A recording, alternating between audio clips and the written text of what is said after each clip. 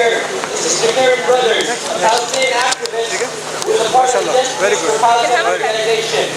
She's also involved with many interfaith organizations who advocate for Palestine and is a contributor to the website Global Research. Please welcome her to the stage. Free Palestine! Free Palestine! Salam alaikum and shalom. Peace be upon you all. I'm honored to be here today. I'm a member of the United Church of Canada and I'm speaking for myself today. I'm proud to say that the United Church calls for a total boycott of everything from Israeli settlements,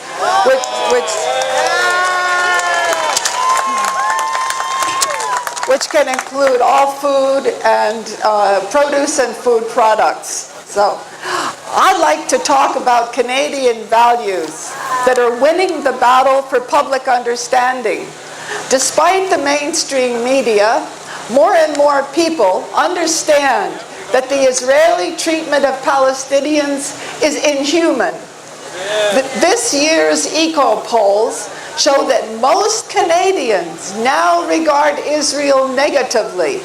And of Canadians that expressed an opinion to the question, should the Canadian government sanction Israel? 66 said sanctions were reasonable. What about the Palestinian call for boycott? 78% said boycott was reasonable. And is criticism of Israel anti-Semitic? 91 said no, not necessarily. What are Canadian values? They're about respecting laws, justice, freedom, and self-determination. So why aren't our federal and Ontario governments reflecting our values? Our federal government always supports Israel at the UN. It voted to allow Israel to keep the illegal settlements on Palestinian land. It voted to allow Israel to stay out of the nuclear non-proliferation treaty.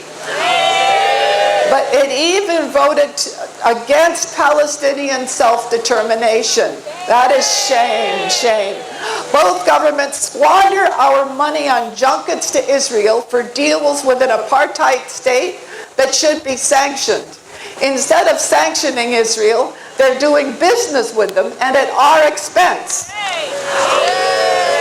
Our federal trade agreement with Israel not only costs us all billions, but it allows Israel to mislabel goods from Palestinian territory, cheating our government of revenue while supporting the illegal theft of Palestinian land and water. These are not Canadian values. Our elected leaders have been out of touch with Canadian values with legislation that threatens our freedom of speech in order to protect Israel. Freedom to Palestine! From Yemen to Palestine! Hello? From Yemen to Palestine! Netanyahu, you will see! Palestine will be free! Netanyahu, you will see! Donald Trump, you will see! Think it works? Okay, I'm going to... Our members of parliament who would endanger our democratic rights to help a foreign state do not deserve their jobs. But Canadian anti-terror legislation is out of step with Canadian values by threatening boycott advocacy. A shocking section reads, acts such as lawful advocacy, protest, dissent, and artistic expression become criminal if they fall under prohibited actions, such as an activity that takes place in Canada and undermines the security of another state.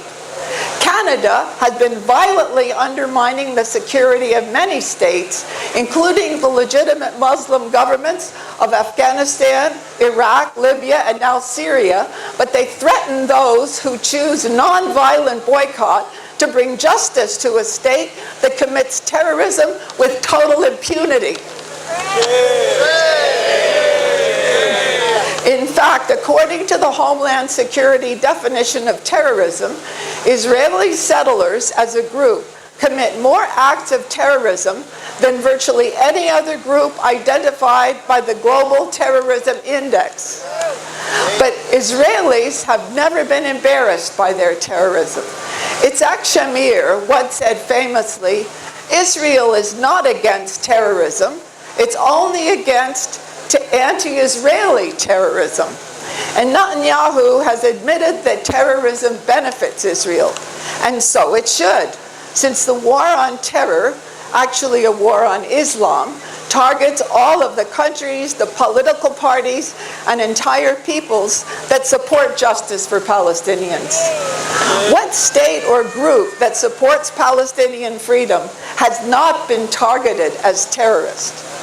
Naomi Klein once described the war on terror as endless war for endless profit, with Israel as the engine that keeps it going. Is it a coincidence that major funders of Israel's illegal settlements have been identified as those funding the main sources of Islamophobia? Why are we not surprised that there's so much evidence linking Israel's security establishment to major terror events?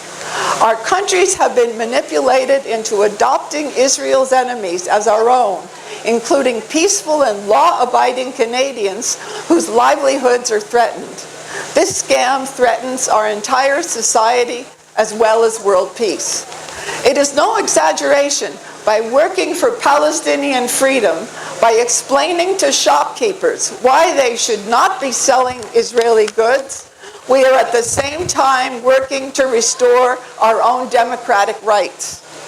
The recent censored UN report on Israel's apartheid calls for our governments to support boycott, divestment, and sanctions, as well as to prosecute Israeli leaders for crimes against humanity. The report also calls for all of us to work harder on BDS. We not only have the legal right, but also the moral obligation to demand that our government, our institutions, and our communities boycott, divest, and sanction Israel until it complies with the demands of international law and our Canadian values. Thank you. Zionism is racism! Thank you for being